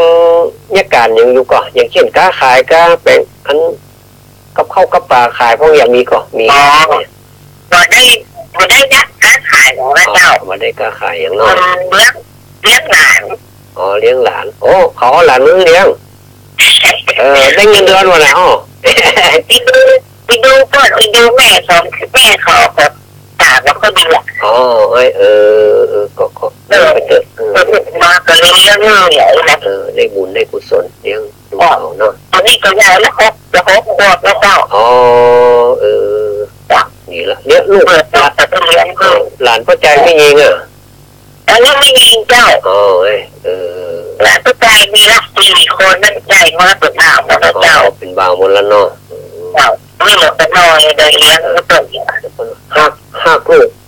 หักลูกพอประมาณนะหักหลานซ้ำยิงโยดอ่ะแล้วว่ากรรมการเลยนะหักหลานหันหน้าหลานก็เหมือนหันหน้าลูกนอนเจ้า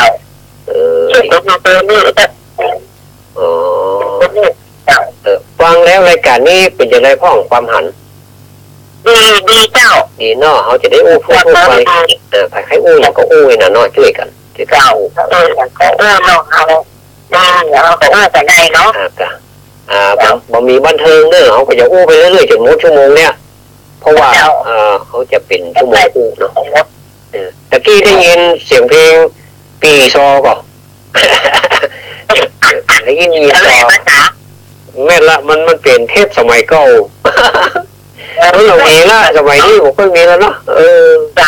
เอาเก่าหน้ามาดีละเนี่ยขนาดสายทาราของแม่จันโสมอ่ะแต่ทารามันมีอยู่เนาะมีอยู่แม่จันโสมผู้ลงเล่าไปแล้วเนาะแม่จันโสมนี่ก็ดีเนาะโอ้เป็นแม่ครูเราจันโสมสายทาราเนี่ยโอ้ดีแล้วเนอะดีละก็เป็นตัวอย่างเนาะเป็นตัวอย่างคือคนขอบคุณมากบุญรักษาเด้อวันอื่นจะมาพูดกันได้เนอะเกี่ยวไม่อู้อย่าเกี่ยวไม่อู้อย่าต้องเกี่ยวกับเลยเนาะเกี่ยวกับก็ได้ก่อนได้กะถามก็ได้ถามก็ได้แล้วก็คือคนพี่น้องทั้งหลายมาช่วยกันต่อพี่นะเนาะแล้วก็จะช่วยตอบเนี่ยเป็นรายการของมูเฮาหมดนะเจ้าวันนี้จะถามเนี่ยทำได้ก็ถามจะก้มกาถามก็ได้กะว่าใหญ่กว่านี้ตำเดียวพอละกังไม่ที่ว่าหน้าโมผู้ชายอยากจะแปลว่าอะไรโอ้กังไม่เจ้าที่หันมานี่นโมพุทธายานี่เป็นพระเจ้า5 พระองค์เนาะท่านกะแม่หวานเนาะแม่หวานเพราะว่านะนโมพุทธายาเนี่ยนะครับไหว้ตัวน่ะไหว้กรรมนี่ก็ได้ถึง5 องค์นะอีนะแล้วส่วนมันจะแปลความหมายอย่างอื่นนั่นมันถ้าจะมีอยู่อันนี้เราต้องศึกษาไปตัวเองเนาะศึกษาตัวมันแปลอย่างได้พ่องเลยเนาะมันได้แปลว่าข้าเจ้า5 พระองค์นี่นะโบราณคนว่าไว้อันเนาะคนเฒ่าแก่คนสอนไว้เนาะเจ้านี่ก็คือหลานน้อยไว้ถึงว่ากำลังผู้ชนะก็ไว้ถึงวันเนาะแล้วแต่ที่ความหมายก็มีต้องมีแต่ถามมันถามต้นก็ดีละเป็นการจุดประกายอาตมาคิดว่าถึงวันเนี้ยมูเฮามันบ่ได้เรียนบาลีกันเนาะเฮาใครเรียนน้อยนึงเฮาก็เอามาออกกับน้อยเพื่อเป็นการซึมซับไปกับน้อยเฮาบ่ต้องว่า มันต้องไปเมาหัวกันนักนะเพราะว่าบาลีนี่มันก็เรียนยากเนาะเขาก็เอามาวันน้อยๆนะอย่างเช่นอรหังสัมมาสัมพุทโธพระกวันแปลว่าอย่างเนี่ยเขาก็ไหว้กันทุกวันเขาบอกเข้าใจครับความหมายอ่ะถ้าเขามีความแปลเขาก็จะเอามาโดยเขาเอามาแปลกันนี่เนาะคำว่าอรหังสัมมาสัมพุทโธพระควายเนาะเขาแปลก้อมหนึ่งก็ได้เนาะแปลว่าพระผู้มีพระภาคเจ้าเนี่ยพระควายนี่นะพระควายนี่แปลว่าพระผู้มีพระภาคเจ้าเนี่ยเป็นพระอรหันต์ดับเพลิงกิเลสเพลิงทุกสิ้นเชิงเนี่ยแต่สมัยชอบได้โดยพระองค์เองเนี่ยมันมีนี่หนังสือมีคำไหว้มีคำแปลตัวมีคำแปลตัวนะเพราะฉะนั้นเขาแปลตัวจะได้อันนี้สนักเขาจะได้แล้วไปว่าเป็นแปลตัวแปลตัวน่าดีละเขาจะพูดหลอกเขาจะได้รู้ว่าความหมายของเพื่อนคืออย่างนี้นะเขาจะได้อันนี้ส่งมันตัวได้ถึงบุญได้ถึงกุศลบุญคือความสุขกุศลคือปัญญาเนาะถ้าเอาไว้การอรหังสัมมาสัมพุทโธพระควาบอกแปลงนะเขาก็จะได้ข้อมูลแต่เขาบอกเขาได้กุศลคือปัญญาเขาบอกว่าความหมายปัญญาบอกเกิดเนาะต้องแปลมาตัวเนาะนักกันขอบคุณมากเลยบุญเด้อพระเจ้าเมื่อเจริญพรอันนี้ก็โทรเข้ามามือถือเข้ามามือถือนี่ก็ได้0897668297นี่หรอมาละพี่น้องทั้งหลายโครงสร้างของสังคมเราเนี่ยประเด็นนี้อาตมามีความคิดอย่างนี้นะอาตมาในฐานะเป็นครูสอนศิลธรรมของโรงเรียนวัดเจ็ดยอดนี่เนาะป.6 ซึ่งได้ปรึกษาครูประจำชั้นครูพี่เลี้ยงแล้วก็ผอ.คือผู้อำนวยการแล้วว่าอยากให้ละออนของเราเนี่ยได้รู้วัฒนธรรมประเพณีพื้นของเราเนี่ยว่าวัฒนธรรมประเพณีพื้นของเรานี้มีอย่างพ้องเช่นการนึ่งข้าวการหุงข้าวแม้กระทั่งการเนี่ยอย่างว่าเนี่ยกี่นี้นะคือจุดประสงค์ของธรรมะแท้ๆนี่ก็คืออยากให้ละอ่อนเนี่ยได้หูหน้าที่หนึ่งคือบ่ต้องให้พ่อแม่นี่ได้ไปนึ่งข้าวบ่ต้องให้พ่อแม่นี่มาหุงข้าวเฮากินละเฮาในฐานะเฮาใหญ่พอสมควรละเขาเป็นละอ่อนที่ว่าโตแล้วนะพอจะทำได้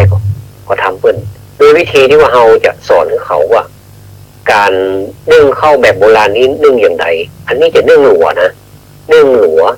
แล้วก็ใจให้เข้าใจเตียวม้วนนึ่งแล้วก็ใจกัวเข้า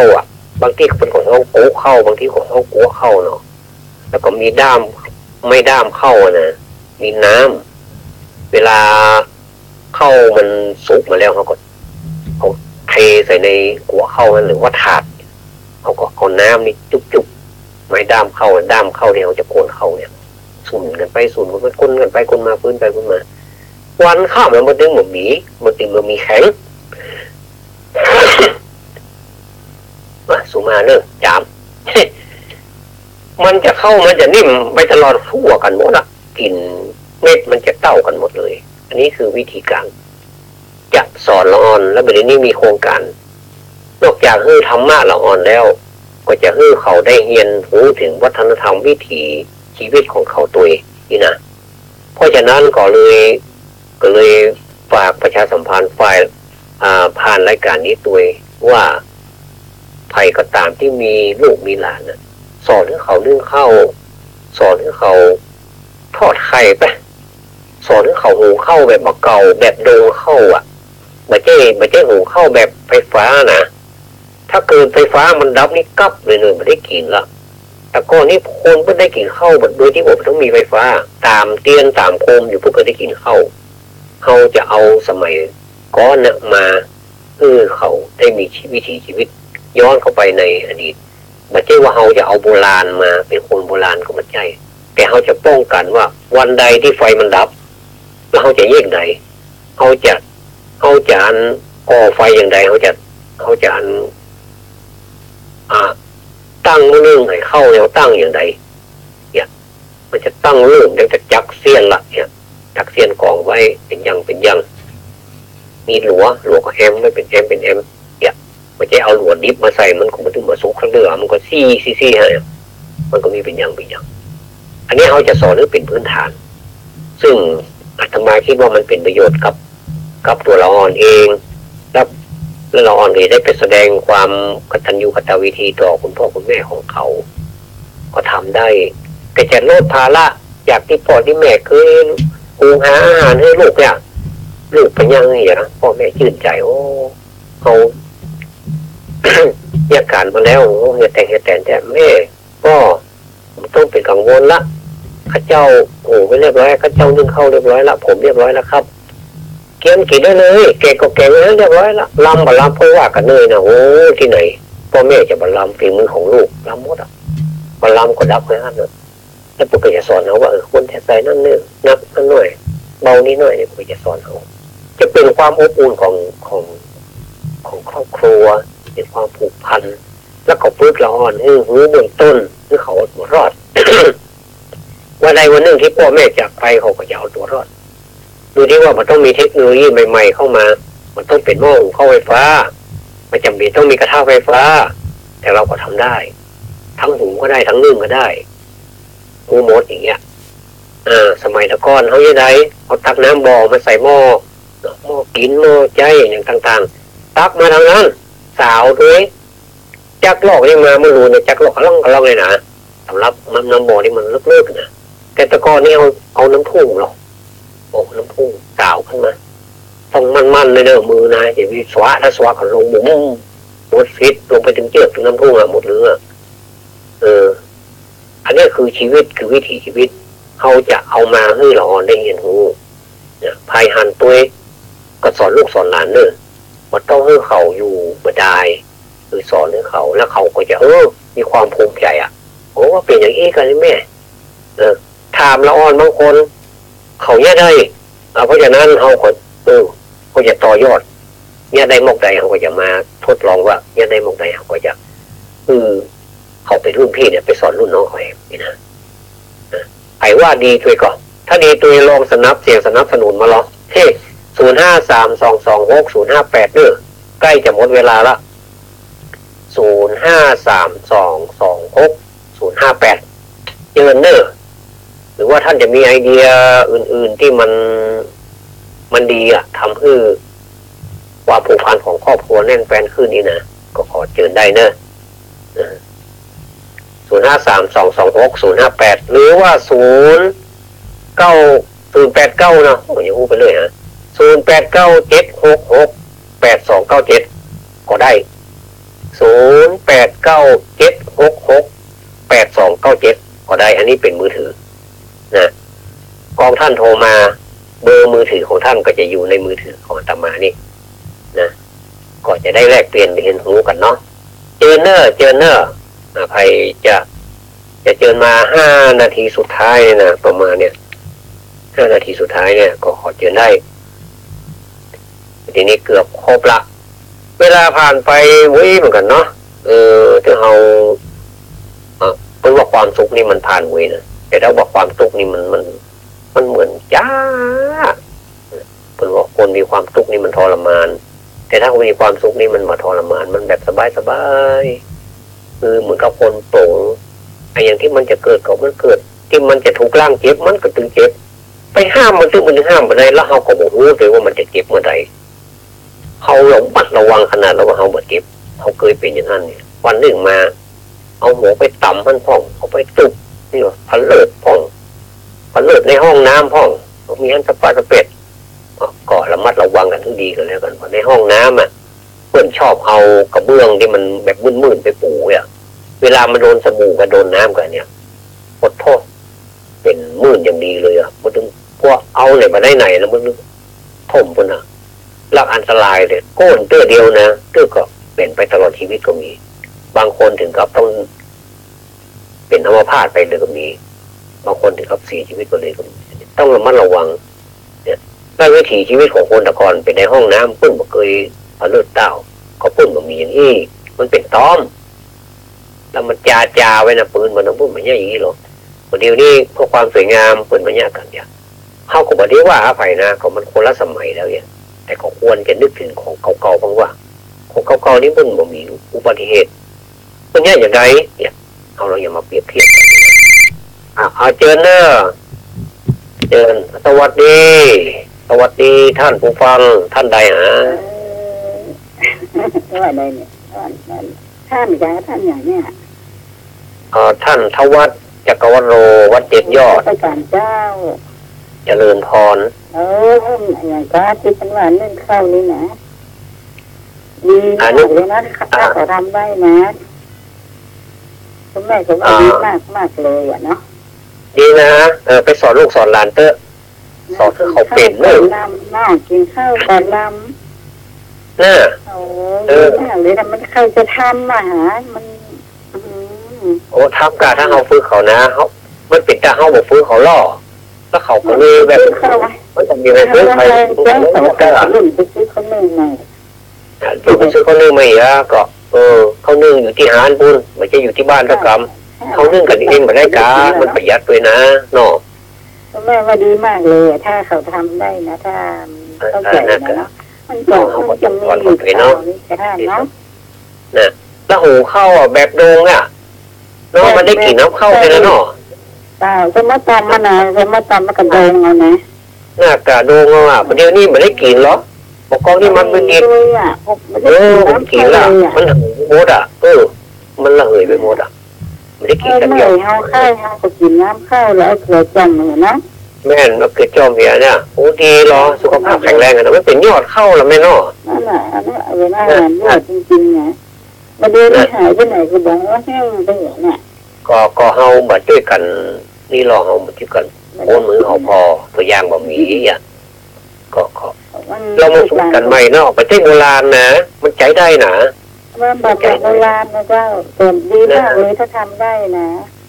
ไม่ละของโบราณหลายอย่างเนี่ยเขาสามารถเอามาทำได้โดยที่ว่าเขาไม่ต้องอายไผจะดีเพราะเราก็แค่อ่านวิจัยเขาอย่างไรวิถีชีวิตเขาอยู่อย่างไรที่มันใช้เครื่องใช้ไม้สวยเป็นเครื่องใช้ไฟฟ้านี่ฝรั่งพุ่นนัก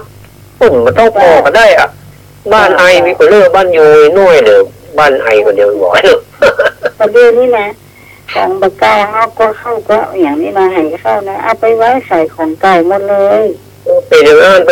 เข้าโซพิพิธภัณฑ์พุ่นพดเข้าใจผิดแล้วเนอะเอาไปพิพิธภัณฑ์คุณจ๋าเนาะตัวแม่เนาะเขาให้คุณจ๋าคือเนี่ยแต่คุณจ๋าไว้บ้านไหนบ้านมันนะเขาจัดสอนละอ่อนนี่นะเขาบอกต้องไปไว้พุ่นแล้วมันก็ไปพอก็ได้เนาะอันนี้มาให้จัดมาอย่างไม่ไว้อย่างนี้มาอย่างนี้นะไม้โกนเข้าแหมเนาะก็เอาไปจับอะไรไม่ด้ามเนาะไม่ด้ามเข้านะไม่ด้ามเข้าเนี่ยเสียดายเสียดายก็ไม่เอาเลี้ยงมาว่าใหญ่ก็bịเอี้ยหรอก็น่าก็ละอ่อนเนี่ยกี่คนกับกี่คนก็เลี้ยงมาเอี้ยหรอเนาะตามน้ำพริกลวกพักเห็นหน่อยแล้วก็น้ำพริกปลาแดงกินแล้วคือแบบถ้วยโคกโตกันหน่อยน่ากะโอ้ดีเด้อขอบคุณเด้อที่อ่านตัวนะอย่างน้อยที่สุดเราก็มีกำลังใจว่ามีคนอ่านตัวเด้อเนาะมีหลายคนอยู่วันท่านเลยมีหลายคนอยู่คนกล้าโทรมาเตือนมาได้อันนี้คือรายการสวัสดีชีวิตเด้อเนอะรายการสวัสดีชีวิตเป็นรายการสวัสดีชีวิตเขาสวัสดีกันเนี่ยชีวิตของเขาเป็นได้เพราะเขาสวัสดีกันเนี่ยเนาะโอ้วันนี้หมดเวลาเห็นแล้วก๋วยเวลามันน่าสนใจนะมันมีวันอังคารนี่กับเจ้าเวลามีวันอังคารเนอะอาจจะเป็นวันพุธดีตัวกันก่อนถ้าได้ยินเสียงแม่พี่นะเป็นวันพุธแต่มันเดิมเนอะตั้งแต่4 ทุ่มไปถึงปวดเนอะ5 ทุ่มปวดเนอะชั่วโมงนี่นะลองพอกันเนาะมันจะอย่างไร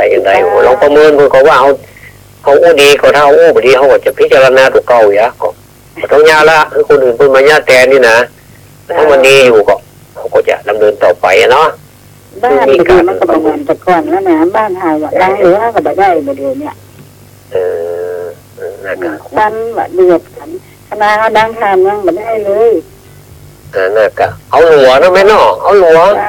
วเลยจักเสี้ยนเลยคือเขาหันเลยเรื่องเป็นจักเสี้ยนเลยจักเสี้ยนอย่างไรเอาไว้ที่ไหนพ่อเอาดังไฟดังอย่างไรมันติดเลยอย่างยังดังอย่างไรโดยที่ผมมีเกี้ยก็ได้เขาดังอย่างไรเอาเดือนเราไปส่งไปนั่นนะอึดอัดอย่างเนาะ เขาใส่กับน้อยก็เดี๋ยวมันลูกโอ้โหแล้วก้นเศร้ากับเขาบ้านแต่งขนาดบางท่านยังแบบไม่เลยท่านน่ากะนะอาตมาก็ว่าเอามาฝึกกันไหมเป็นอย่างเขาโอ้เขาก็เขาเหมือนเต้ากับน้ำนะไหมเนาะโอ้มันต้องไปกลัวเนี่ยนะมันต้องกลัวให้ว่าต้องดีเขาว่าต้องจะเป็นเสน่ห์ของคนล้านนาเขาเลยอ่ะเนี่ยเสน่ห์อย่างหนึ่งที่ฝรั่งไข่หานนะเจ้าต่างชาติไข่หานเพื่อไข่หานโมนี่เพื่อแค่หานศรีวิไลเขาเพื่อแค่หานความเจริญในเทคโนโลยีเพื่อนบ้านเพื่อนมีไปเลิกเนาะเขาเอาที่บ้านเพื่อนแล้วมาเป็นอวดเป็นอย่างเห็นเนาะวันนี้ก็เนาะคดีโทรมาเจ้าเลยเด้ออู้เด้อกันเบื่อเลยนะเนาะเนาะอาตมาจัด2 ทุ่มเกินเด้อบางทีอาจจะก่อนน้อยหนึ่งก็ได้แล้วแต่ถ้าฟังกันแล้วกันเด้อเนาะที่จะฟังแล้วกันว่าช่องอย่างนี้นั่นกะเนี่ยสถานีวิทยุวัดไฟเลยเนาะเจริญพรเนาะเจริญพรวันนี้ก็ได้ดำเนินรายการมาจนครบชั่วโมงแล้วอาจจะเลยไปน้อยนึงก็ต้องขอสุมากรรมใดที่มันบ่ค่อยสุภาพก็ขออภัยขอสุมาตัวสิ่งใดที่มันเป็นประโยชน์ก็ขอท่านทั้งหลายได้นำไปพิจารณาด้วยเนอะขอนำรายการนี้จากลาท่านผู้ฟังไปอย่างก่อนจนกว่าเราจะปากันใหม่สำหรับวันพรุ่งนี้ถ้าฟังกันแล้วกันว่าอาตมาจะจัดหรือประจัดอย่างไรเนอะก็ขอคุณพระรัตนตรัยคุ้มครองป้องกันให้ทุกท่านอยู่ดีมีสุขเนอะมีสัมมาทิฏฐิมีสติสัมปชัญญะสอนลูกสอนหลานให้แตกบ้านเมืองก็จะเจริญรุ่งเรืองเนอะเจริญพร